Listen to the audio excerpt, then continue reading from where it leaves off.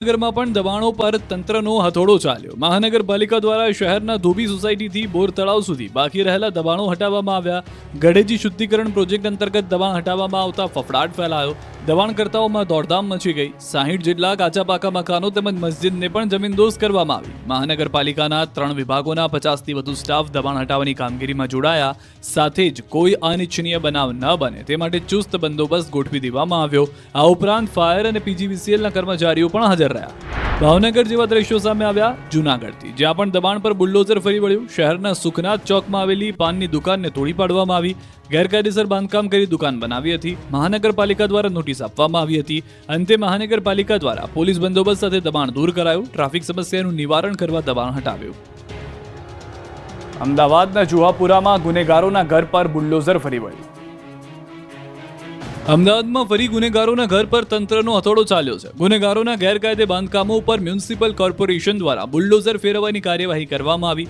જુહાપુરા વિસ્તારમાં અનેક ગુનાઓમાં સંડોવાયેલા આરોપી નજીર વોરાના જુબેદા હાઉસ નામના ગેરકાયદેસર બાંધકામ ઉપર બુલડોઝર ફેરવવામાં આવ્યું છે।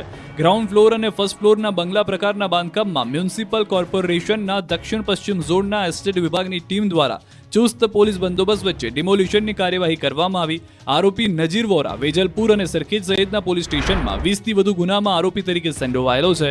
જુહાપુરા વિસ્તારમાં સોનલ 4 રસ્તા પાસે આવેલા અહેસાન પાર્કમાં 368 ચોરસ મીટર જેટલી જગ્યામાં આરોપીઓએ બાંધકામ કર્યું હતું, જે ગેરકાયદે હોવાને લઈને તંત્રે કાર્યવાહી કરી। સવારથી તંત્ર પોલીસ લઈને પહોંચી જતા હડકંપ મચી ગયો।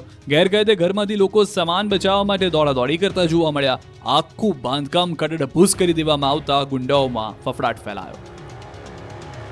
લીંબડીની શાળાના શિક્ષક વિદ્યાર્થીઓને ત્રાસ આપતા વાલીઓએ શાળાને કરી તાળાબંધી। ભારત માતા કી જય। વંદે વંદે। વિરોધનું આ કારણ છે શિક્ષકનો ત્રાસ। લીંબડીના નાના ટીમલા ગામની પ્રાથમિક શાળાના શિક્ષક દિવ્યાંગ વિદ્યાર્થીઓને ત્રાસ આપતા વિરોધ ફાટી નીકળ્યો। શિક્ષક દ્વારા વિદ્યાર્થીઓને મારવામાં આવતો હતો, જેને લઈને વાલીઓ રોષે ભરાયા। સવારમાં સ્કૂલ ખુલતા જ આખા ગામના વાલીઓ શાળાએ ખાતે પહોંચી ગયા। વિદ્યાર્થીઓને સાથે પહોંચી શાળાને તાળાબંધી કરી।